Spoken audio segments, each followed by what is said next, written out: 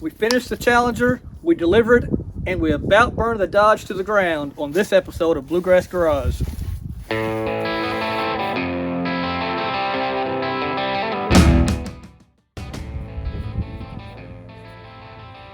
Whoa, what was that popping sound? Oh crap, we got a fire! Oh.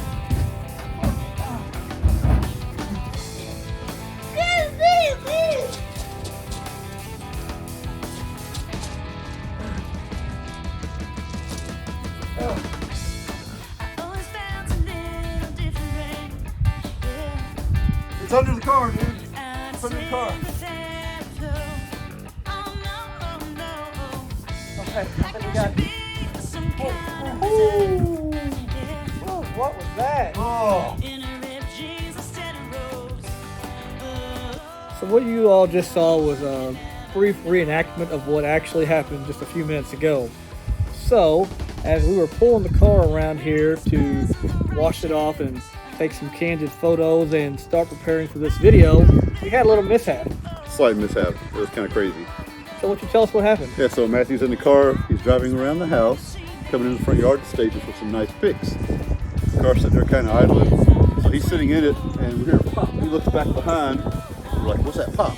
Next thing you know, just flames are erupting from the top of the engine. Big fireball. You saw in the reenactment, he dives out the window. I flip off my jacket trying to keep all the flame off the hood. We got fire coming out from under the car on both sides. Apparently, what do we think? Fuel line? So right. Yes, it looks like it may be a fuel line bursted or got a pinhole or popped off or something, but the entire top of the engine, like you said, was flaming and there was flame dripping. So it was obviously fuel or liquid of some sort, right? Mm-hmm. So anyway, as he said, he's putting the flame out with his North Face jacket. It's toast. I'll get that for you. He's going to bring that over here. I run over to the only thing I had handy, which was a water hose.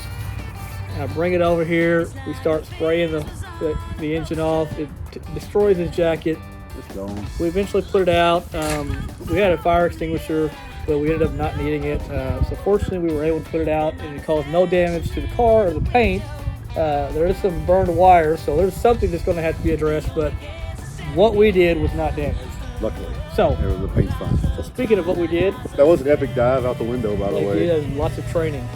But let's talk about what we actually came here for. If you've watched the last few videos, you know how this car came into the shop. You know, it was primered and had some body work done from a previous shop. We're not going to go over all that again, but I'll flash some pictures on the screen just to kind of remind you.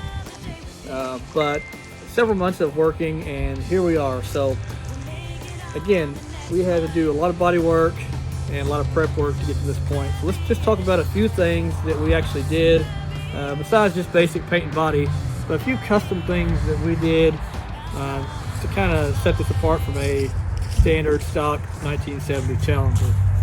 Love it or hate it, this is what we did. First thing, the owner did not want an antenna here. He's not planning on selling the car, so he wanted something that would look better for him, taking the car shows and whatnot. So he elected to have us remove the antenna. So as you can see, it was deleted, you know, patched, all the work done. You can't even tell it was ever there. It looks great. That's the first major mod we had to do.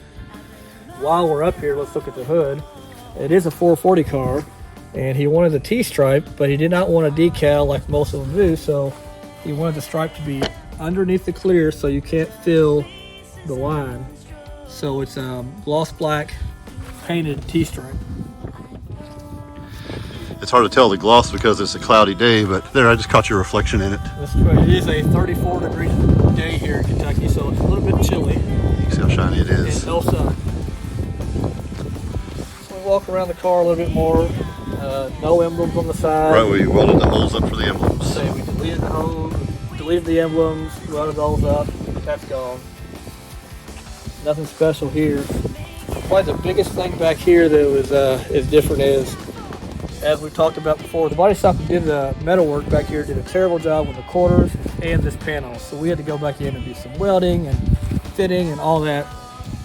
While we were here, we noticed that the actual aftermarket panels were they weren't the best quality. So we elected to weld up these seams right here and do body work so it looks like just one big panel, nice and smooth. You can't ever tell there was ever a seam there. So I think to me that's probably one of the best modifications that we've done to the car. And again, the owners kind of want the car to just be his own. He's going to drive it some. It's not like a trailer queen or an all show car. So he just wanted us to paint up to the edges of the fenders under the engine bay. He opted to just leave the rest of it black to make it kind of a little more simple for him rather than painting it like a Dodge should be. But we did go really nice and paint the underside of the hood. Get it all looking nice and shiny. So since we're under the hood, we're doing this video after the big fireball. So just so you know that we're telling the truth here, you can see the fuel filter got melty a little bit. The fuel lines are all melty and coming off back here. There's evidence of the fire on the wires. Look at this plug wire right here. It got a little toasty. The fire was all like down through there.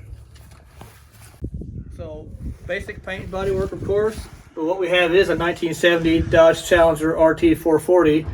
The owner of the car is electing to finish the rest of the car himself. So he's going to do the interior and any engine work or suspension work that he may need done.